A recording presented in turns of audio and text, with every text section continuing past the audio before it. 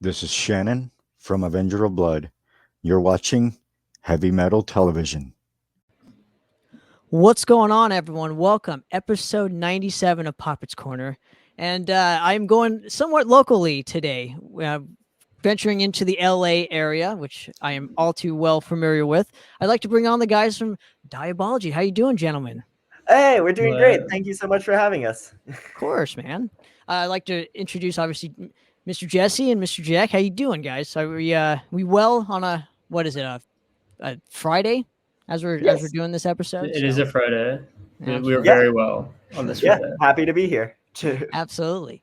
So the basis of the show, I'm going to pretty much go through your guys' entire career, individually speaking. So we'll have to kind of do this like as a three-way for the people watching. Yeah, and the people listening that as a three-way as well. So, gentlemen, you ready? Yep. Yes. Absolutely. Now, I'd like to start off with we'll go from top to bottom. So I'll start with Jack, and then we'll go to Jesse here. Jack, right. give me the first time that you heard music for the first time, and kind of what did it do for you, and what was the name of the band? Heard music for the first time. I don't know if I can remember that. That must have been really early youth. I guess when I think about my like earliest music experiences, it's like at my synagogue, and like whatever music they were playing there. Not just like they do like all kinds of styles and different things for like kids there. So that was probably my first exposure to music. At a synagogue. So how long were you at the synagogue for? Well, my whole childhood. Okay. Now, Jesse, I want to ask the same question for you. When was the first time you remember just hearing music for the first time?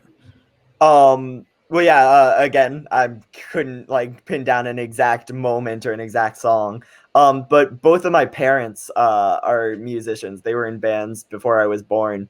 So I grew up like very much surrounded by like hard rock and heavy metal. Like some of my earliest memories are like No More Mr. Nice Guy by Alice Cooper and stuff. Like classic like rock and stuff. But and they would just play this just around the household and just growing up in that whole realm.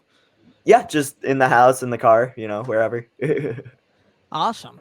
Now, guys, so when give me for you, Jack, specifically, when was the time where you kind of got into like a heavier style of music? Well, I started playing guitar in middle school, and like right away I was already playing like hard rock songs, but like really like probably like pretty basic stuff like AC/DC, like Guns N' Roses, and then I started really getting into metal my freshman year of high school. Okay, right. So what time frame are we talking about here? As in the year? Probably like 3 years from when I started playing guitar. Which was when? Well, we'll get to that. But what year specifically? Like 2015, What year? 2014, 2000. Guess it would be like 2015 or 16. Okay, so just recently, within the last 5 or 6 years. Yeah. Okay. Now, Jesse, the same question for you, man. When was like this point when you got into like a heavier style than say an Alice Cooper? Well, yeah, no, I mean, like I said, I grew up surrounded by metal, but it started kind of with more like, classic stuff. Like the heaviest would be more like, Metallica or something. But my dad actually, like over the course of my childhood, I guess, he kind of branched out into like heavier music. And so I guess I kind of like, in a way, branched out with him, like starting with like kind of Slipknot and like Trivium, and going like heavier and heavier, getting into like, Cannibal Corpse, and eventually like Black Dahlia Murder, stuff like that. So I'd say it was definitely like a slow progress, but I'd say probably like, the first time I started like really getting into music that you'd consider like heavy, like not just like Metallica, would probably be like 2013, 14. Now, were you guys going to to heavier kind of shows around this time? For me, yeah. Yeah, I would say also, yeah. My first concert was like Iron Maiden, and then like a few concerts later, I went to like the Rockstar, like Metal Mayhem or whatever their festival is. Oh, right. That was like that's my first like extreme concert where there's really like a mosh pit and whatever. Awesome. Now, and what did that specific moment kind of do for you, Jesse? Going to you for just by seeing a mosh pit. Did it kind of stimulate you as to like wanting to pick up an instrument, or? Well, yeah, it's actually really funny because I have a very vivid memory of that first mosh pit because I went there like not even knowing anything about mosh pits, and there was some guy who was like talking to me and my dad. He was being like super friendly and whatever, and then suddenly the band starts playing and he's just going crazy and like fucking like attacking us, and I was like, "What's happening?" And I was like scared, but at the same time, I guess it was like exciting, and yeah, I'd say in a way it kind of lured me in further, you know. I love it. Now, Jack, when was the moment where you decided that maybe not hearing music was not enough for you? You wanted to actually kind of pick up an instrument, and do you specifically have a certain influence that kind of made you want to pick up, I don't know, say the guitar as opposed to say the bass or drums? Well, I started playing trumpet in elementary school, so that was like my first instrument. And I had like whatever. I was just playing in school mostly, and then I can't really give like a reason why. I just really decided that I really like wanted to play guitar in middle school. Like I was set on it. I just like looked at pictures of guitars all the time and like just begged my parents to buy me one until they did. Okay, cool. And what was the specific guitar that she had? My first guitar is an acoustic. Okay, nylon or steel string? Steel string. I have it right here. I can show you. There you go. It still has My it. Seagull Essence. Okay. Now, what were some of the songs you kind of were playing around just on the acoustic? Because I'm sure you weren't playing speed metal on that thing. So Not yet. Like I said, like AC/DC, Guns N' Roses, like just like beginner guitar stuff. I was learning how to play. absolutely. Now, Jesse, same goes for you, man. When was the moment where you decided kind of maybe listening to music wasn't the end all be all for you? You wanted to kind of do something more with music. Um, so when I was like probably like 5 or 6, I started getting really into the Guitar Hero video games. Um, I fucking love them. And then one day, a music school opened on the same block that I was living on. Uh, it was like run out of like basically like a house, but my parents, they were musicians and they thought I should, have some sort of activity. So they were like, "Hey, would you want to like sign up for this rock school?" And I was like, "Yeah, maybe." And they're like, "You could be like the guys in Guitar Hero." I was like, "Sold, yes." And so yeah, when I went to that rock school, they actually taught like every instrument, but a lot like Jack said, I don't know, I was just like gravitated towards guitar. I tried everything, and that resonated most with me too. And so your parents were musicians. So what kind of style? What instruments did they play? Were they in like a metal band at that time, or even beforehand? Um, well, my father was in like a few different bands, and none of them had great success or anything. My mother actually was in a band with her sister. They were called the Sisters Grimm. She played bass, and my father was a guitarist. But not in her band. But yeah, my mom played bass, and her sister played guitar, and they played together for a while across like New York and LA. They actually built up like a pretty decent like cult following. Did they show you kind of any of their records? um as far as I know, there's no real like old recordings of my dad, but yeah, and my two actually, my mom had like two EPs, and they're in our like computer's iTunes. I put them on every once in a while.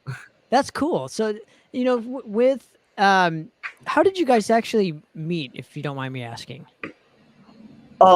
So I started Diabology with a different lineup. And we kind of were like, we cycled through members quite a bit, but for a while we were playing. Actually, it was just it was me playing guitar and singing, our drummer Matt drumming, of course, and my mother was filling in on bass for us because we didn't have a bassist at the time.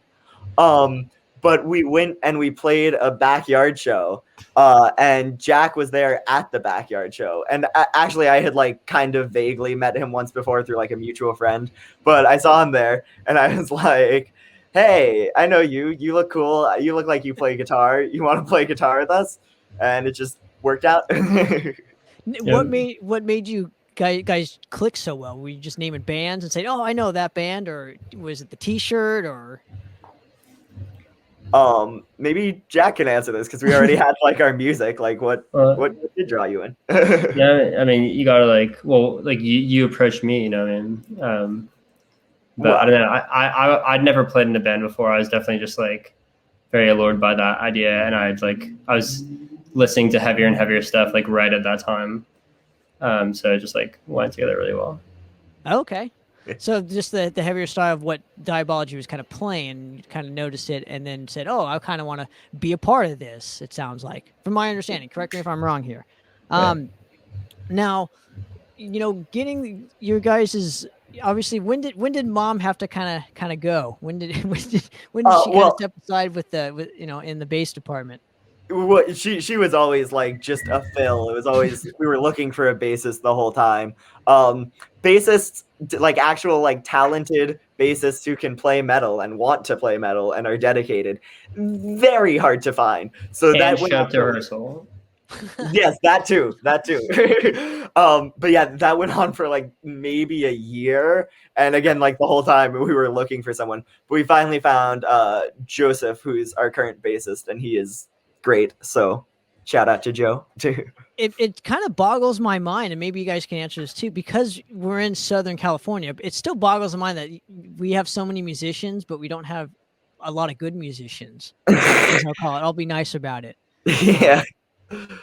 Now, but you guys are kind of a young band. I don't think anybody is above 21 in this project, right? Or yeah, no. In fact, most of us are like just turning 18. Our drummer, in fact, is just turned 17. He's still totally underage. Wow. Well, that takes me back to when I first started playing. I can tell you that much. But even still, so I didn't even know, like, you guys came on my radar only a few weeks ago. I didn't even know that there was, some killer metal in my neck of the woods still, because it seemed like after the traditional heavy metal thing and even the thrashing, which we came up in, that there wasn't like a new scene happening. So in your guys' opinions, can you give me like a recollection maybe of like when you started to notice more bands in your age group playing, or was there a scene in your guys' age group? Yeah, well, no, there aren't too many bands in our age group. I mean, there are a few, but yeah, no, a lot of times we go to shows and get just a lot of like guys being like, "You're how old? Dude, you're so fucking young." Of course, as we've gotten older, there's been like less and less of that. But yeah, I mean, there are, a few like younger bands. Not all of them, play metal. I think a lot of younger bands play like punk and stuff. Yeah, I'd say most of the other bands of like people our age were mostly punk bands, and then we'd play with like some older metal bands. Well, but you guys still have that punk element, especially in the riff department and the vocal department. I always feel I was listening to you guys' stuff even today, and I was like, there's a lot of different flavors happening in this one record, but especially the punk element I was particularly drawn to. Did that specifically come from playing around with punk bands, or what did you guys grow up with that kind of stuff, or? Well, yeah, for me, I mean, like, yeah, there's, a lot of our friends play punk, and I mean, I've always just liked punk in general, so that definitely is an influence on me. I would say, I don't want to like insult punk because I love punk and it definitely has like a place in the music world. But at the same time, I feel like a lot of people kind of start with punk because it's simple and then sort of branch out. And I'd say even with us, like, we had more of a punk influence like at the start, like on our first record than we do with our like current material. But yeah, I mean, I would definitely say like, hanging out with and, like having so many punk bands around definitely does influence us. And we love punk. We do have a punk influence even to this day, but absolutely. Yeah. And there's nothing wrong with it. Jack, speaking for I'm going to, this question goes to you is that, what did you bring to the table in Diabology that maybe was either lacking or wasn't there before? Well, definitely, we're talking about like the punk background. I would say like there was not too much like leads or like interesting guitar solos in the music. Like a lot of the songs didn't even like have any, so we like added some in. We wrote new songs that like featured guitar solos or like focused on them. So that was like the big changes. Okay. Very cool, man. So when you guys got your go for it. Go for it. No, I was just gonna say I would summarize it as Jack shreds more than any of us. But you almost need that, especially coming from a fellow vocalist, guitar player. You almost need to have a better guitar player than you. I'm just going to say it. You need to Yes, have exactly. That's really 100%. for that department. So, now just getting all the guys together. Did you know, Jesse? Did you meet your drummer at school or anything, or was he just a childhood friend? Or Well, so when I formed the band, like I mentioned, I started in a music school, and that one closed down after like a year or so. But I moved on to the School of Rock program, and I learned music there for like several years. But eventually, after a while, it got to a point where I was like sick of the School of Rock program, and I wanted to make original music, not just play covers. And so I formed this band with like some friends from like the different music schools I'd been in who were also metalheads. And like I said, that lineup slowly shifted over time. But it was the teacher from that original music school. She came to one of our like Diabology performances, and she introduced me to our current drummer Matt. And she said oh, this kid's so great, he loves metal, like you guys should definitely jam. And it just so happened that our old drummer was kind of like on the way out at the time. So yeah, I met Matt at that show, and he stepped in pretty quickly, and yeah, we've been with him ever since. now, what was the initial kind of click between you guys? Just from meeting him, I'm assuming because every band has chemistry, right? You need to have chemistry when it comes to this stuff. So, what did you guys kind of gravitate and kind of lock onto just as players during when as you're meeting your current drummer? I mean, definitely a big thing is like I mentioned, Slipknot was like one of the like early kind of like heavier bands I got into, and Slipknot also happened to be Matt's like I would probably say all-time favorite band. It's definitely got to be up there for him.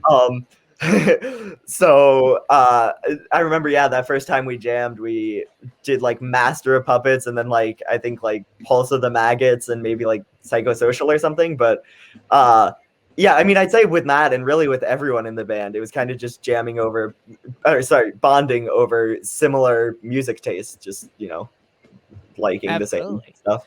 Too. And Jesse, this question pertains to you too. Give me what the origins of Diabology and how you decided to settle upon that specific name for the band. Okay, well, yeah, I mean, like I told you, the origins were in, rock schools. I kind of grew out of it and took some of my friends and made the band. As for the name's origin, though, that actually came from my father. He was reading a book about Satanism, and he he read through this book and he wrote down just a bunch of interesting like words or phrases that he liked. Because he knew, like I was kind of like just starting with the band. We had our first few jams. And so when the time came to come up with a name, he was like, well, here's this list. See if there's anything you like. And as soon as I read Diabology on the list, I thought like, yeah, that's like perfect. It's like, short, simple, it's catchy. It sounds evil, sounds metal. Kind of tells you what we're about. And I feel you brought up something that your dad was kind of helping you around this time and supporting. And where I'm going with this is I think it's hugely important that parents, do support their kids, especially around, 18, 19, 17, 20-year-old, 100%. Yeah, it's hugely important. It's how kind of bands are the only way bands can get started around this time, right? Yeah. A huge shout out to those parents. I think we Definitely. need more of it. So- Yeah, very much. We are all very lucky to have supportive parents. Absolutely. Now let's talk about when you guys specifically got into a recording studio for the first time, or maybe recorded yourselves in the garage or whatever. Walk me through the process. There's not a demo before this, correct? Before the actual record? There actually were a few. They were all songs that ended up on the record, and they were recorded with the old lineup. So when the time came for the record, we figured, like we had a little bit more experience and a whole new lineup. We'd like changed a few things in the song, so it just made sense to us to just redo all of them and take down the shitty old versions. But so walk me through the recording process of that specific demo and get just recording for the first time. I mean, I'm not sure really what to say about it. I mean, we just, we went in the studio. It was our like father's friend because he, of course, like my parents both have connections in the industry, and so it was this guy that my father worked with, Robert Lowndes, and yeah, I mean, recording is recording. I mean, you just go in and. Well, it's different though. But how did you guys record it? Just as a band? Did you use clicks? Did you use? To add on to this though, we also did at least like one full like recording of the entire album, and like even more than that, like a couple more songs that we all ended up scrapping before we made the one that you've heard now. Okay.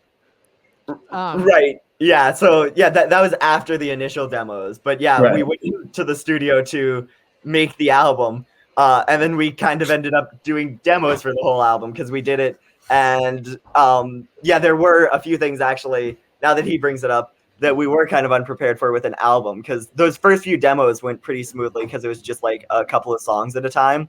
But when we did the album, we wanted to just like, crunch it out, like, as little studio time to pay for as possible. But we kind of ended up rushing it, I guess. And so like all the songs, like the tempos were kind of off. And so yeah, we ended up just calling those the demos and then re-recording the whole thing. Yeah, I kind of like them, but they weren't ready to be released. Yeah, they weren't awful, but they weren't. We recorded all those live, like the whole band playing at once. And not really with any like big clicks or anything. So it was much more of like it's just a live feel on those ones. And did you apply the same method to the album?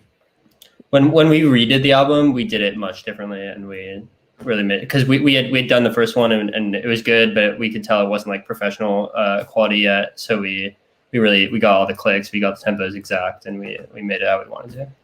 Interesting. So how did you learn how to do pre-productions at kind of such a young age?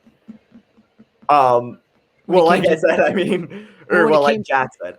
Right. Well, when it came to like just where I'm going with this is structuring your songs and finding the right tempos and stuff. Did you guys use Guitar Pro? Did you guys, I don't know, just tap out every song and kind of fill it in and then brought it to the studio to kind of save time and money? Yeah, pretty much that. We spent a lot of time with the drummer just playing the songs and then counting what they were and seeing exactly what time felt the best and then recording those and having like a list of all the tempos that we needed. And how many takes did it take your drummer probably to record these, for a first album or whatever? I mean, it depended on the song, of course, because some songs are easier or harder. I'd say on average, he probably took I don't know, 4 or 5 takes per song. Yeah, surprisingly not that many. Like he got it done. Yeah. Awesome. And what the album we're talking about is Nobody Believes Me, right? Which came out last year. Now, walk me through, just trying to find the artwork that was going to kind of represent your guys' debut, because you guys are a new band, you're a young band, and your specific concept to how you wanted to be perceived just as a first time, right? Because first impressions are everything. So just walk me through what kind of concept you guys were going for and how you came to that concept. So that also was like a whole process. We went through like several artists like making sketches for us, tried a few different things, and we got a lot of like really cool artwork, of course, like in just like the sketches, but I think all of them were a bit I don't know, for lack of a better word, I guess, generic.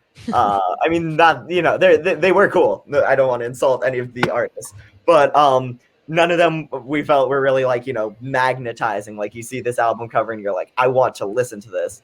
But we ended up settling on a guy who actually, he was just like some random guy on Facebook. Like we've never even met him. I think he lives on the other side of the world. But his name is Andicha Dita. He also goes by Poison Project on some social medias.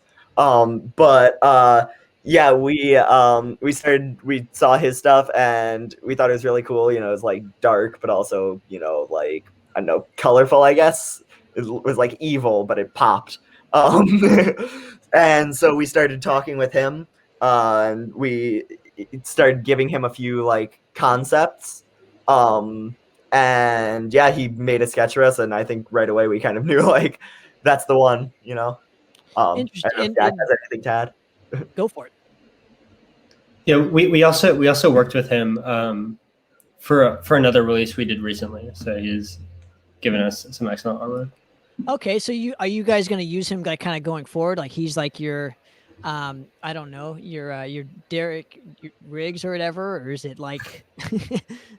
I mean, I definitely think that we're happy with everything he's done so far, and I don't see any reason why we would be changing up anytime soon. Totally. Well, let's go to just the writing style for this record, because it's kind of. I'm really liking the record. It's kind of all over the place in styles, though. So, like, what was your initial reasoning, I guess, just for wanting to include all the different styles on a first record? Was it just, you had all these songs, you didn't want to get rid of them, so we just kind of throw it on a record? Or was it more of like, these are all the songs we have, let's just put it, a 14-song record or 15-song record out? I feel like it was a little better planned out than that. I think even though we do change styles, I think there's a lot of stuff that unifies all the tracks, and I think they still like all go together, and we had that intention from the beginning. I think we like to experiment with a lot of different styles because that's just like what we are as a band, and we all have our own influences that we like to put in and all that.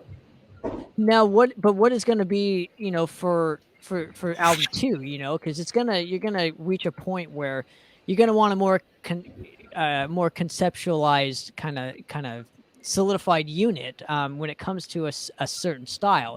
It happens, organically. So in your guys' minds, where would you like the next album to kind of venture into? I don't know, one of the styles that is on this record. Well, yeah. Like Jack said, I mean, it was like it was definitely like a deliberately planned thing where we wanted every song to sound different and kind of have its own like flavor and identity. And we spent a lot of time like figuring out the right order. So it would be like this one's punk, and then this one's more like kind of thrash. So that'll kind of bridge like the metal gap into this like almost like borderline black metal song. So we definitely did put effort into that. But I would say that also in part like. Part of it was also just that it was like our, early works. We were kind of like, in a way, finding our identity.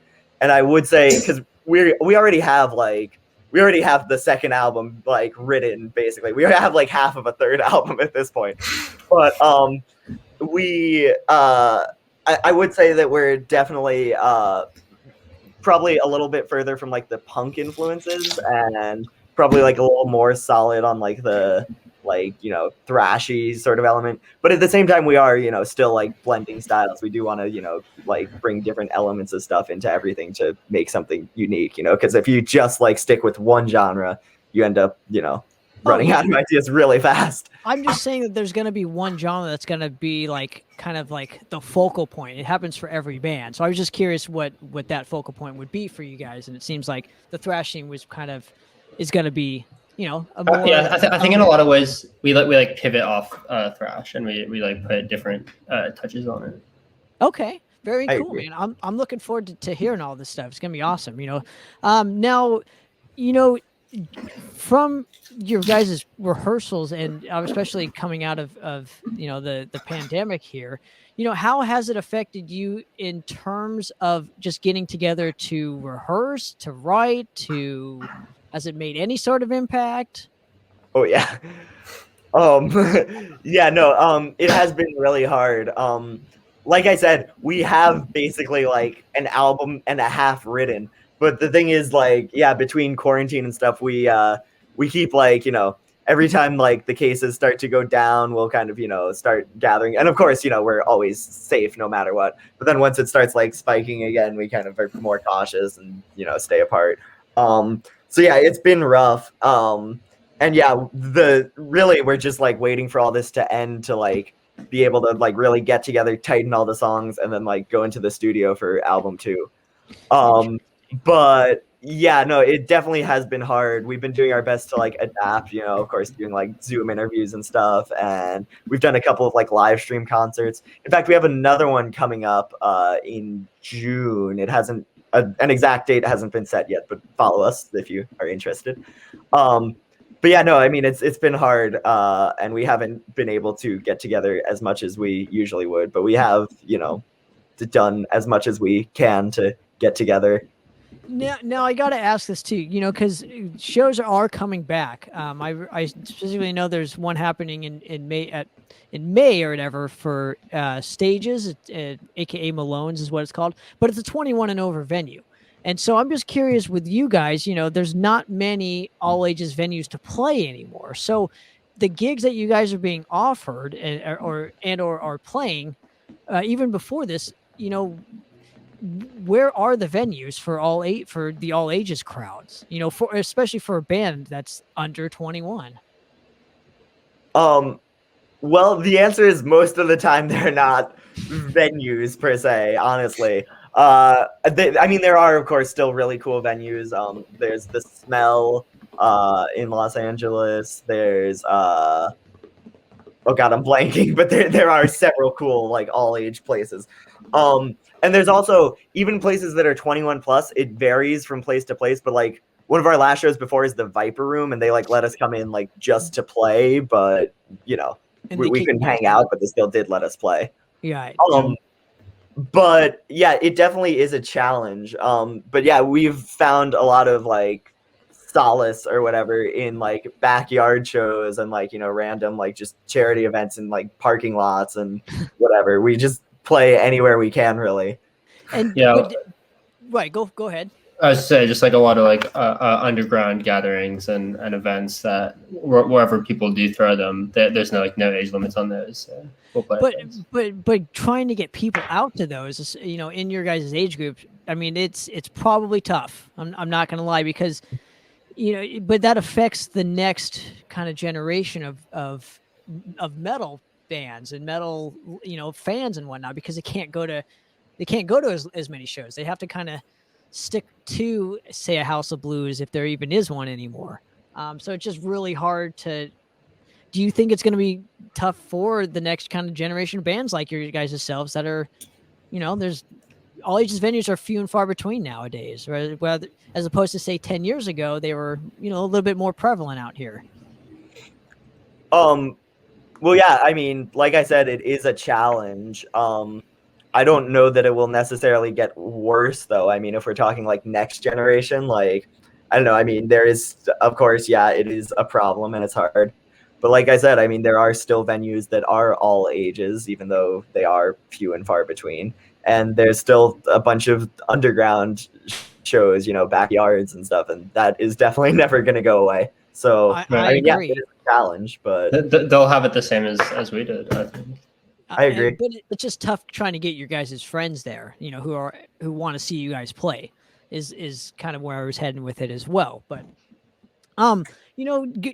releasing you guys' first record, did you guys have any guidance as to say how to promote a record? Did anybody kind of teach you?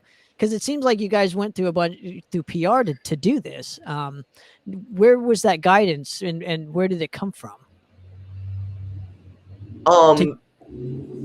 Yeah, well, so we had been a band for a while and we did have demos, so we kind of started promoting with that. My once again, big thanks to my mother. She definitely like kind of showed me the ropes of promoting myself. And yeah, when the album did launch, we did hire a guy to do like a couple of months of like a PR run and get us in some, bigger publications. which I think you really have to do nowadays if you want your release to spread. But at the same time, with the internet, there's a ton of things where you can just go on like Twitter or Facebook or wherever and just search up like different like radio shows and stuff and just send them an email. And that's what I've been doing. That's been the main thing I've been doing in like the pandemic, honestly. Like, since I can't go anywhere, I'll just spend like hours like browsing Twitter, just searching up different radio stations and stuff, and just sending them our latest single. Just grassroots guerrilla, whatever. Absolutely. But yeah, we'll have to get you on Razor Radio. I host an actual radio show where I can play music, so I'll get you guys on there too, and we can talk more shop on that. Now that'd be awesome. Thank you. Yeah, of course. Now, you guys had releases though pre-pandemic. I believe the pandemic hit in like March, and this was released in January of 2020. So, how much momentum did it kill for the album when the pandemic hit? It definitely did kill it a bit because we couldn't go to shows and sell. We have like a bunch of CDs lying around still, which, by the way, you can purchase on our Bandcamp. We have sold some of those online, but yeah, like I said, the online promotion, it definitely helps. It's the only reason we have any momentum still with it. But yeah, it definitely, I think we definitely could have pushed harder if not for this, but still, it was a solid, we got a pretty good response, and I'm excited for the next one. Absolutely. Now, as far as touring wise, do you guys kind of see yourselves wanting to do some tours to promote this, say after, all this, after we get through all this stuff? I'd definitely be interested in touring as long as there's like some sort of guarantee it wasn't to just like 10 people or something. But if there's people that wanted to come see us, I'd love to tour. Well, good luck with that, because you're going to be playing in front of 2 people for a lot of years. So unless you're buying on to tours, so that's probably the only way you're going to be playing to huge audiences is buying on big name tours. But yeah, well, yeah, we haven't really like gone all that much outside of California. We've played like a single show in Vegas, but yeah, it's been especially hard because we're all still like young and in school. But like I said, we've turned like 3 of us have turned 18 over the pandemic. So I definitely would like to start doing like, maybe like small things, like just, few shows along the coast and whatever.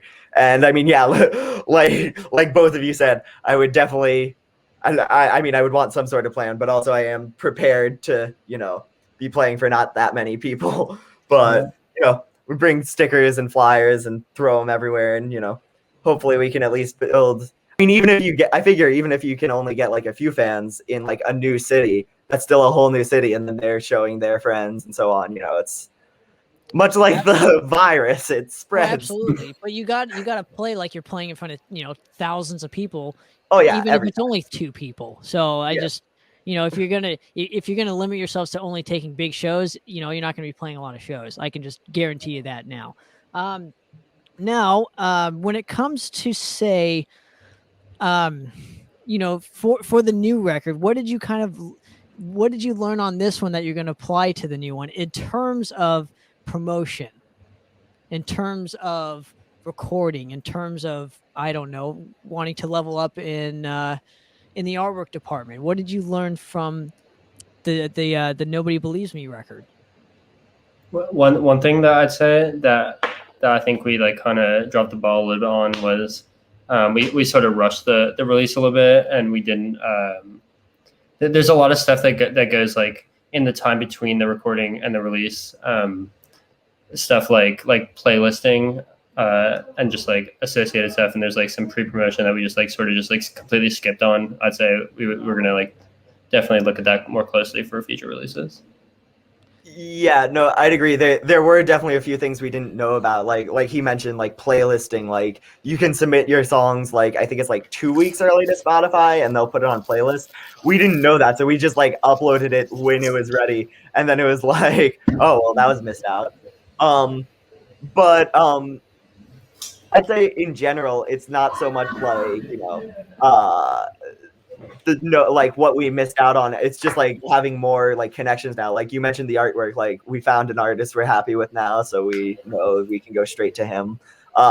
We've talked to so many different like radio stations and magazines and stuff like over the past year of promoting it, that like once we have the second album, we can immediately, I have a list that I'm building, and as soon as we're ready, I'm gonna hit up like all fucking like, God, it must be like almost 100, but I'm gonna just write them all, and send it to them right away instead of it being like a gradual thing. So yeah, Absolutely. I mean, like Jack said, there are a few things that we, could have like expanded on if we'd known. But also part of it is just, being better connected. Sure, and I'll try and help you guys out with the radio stations and whatnot. I got some connections that we'll talk after this. But Thank you, gentlemen. I want to thank you guys again for coming on the show to help promote it. Why don't you give me all the links where people can buy the Nobody Believes Me record? I highly recommend it. If you're into like punk, black metal, thrash, I mean the list goes on because you're going to get something from this, and I really enjoyed it. So where can people find the Nobody Believes Me record? So you can stream and download it on our Bandcamp page. And it is free, but anything you can give, we greatly appreciate. You can also buy our merch and CDs from there. And we're also on all the streaming platforms, Spotify, Apple Music, Amazon, yada yada.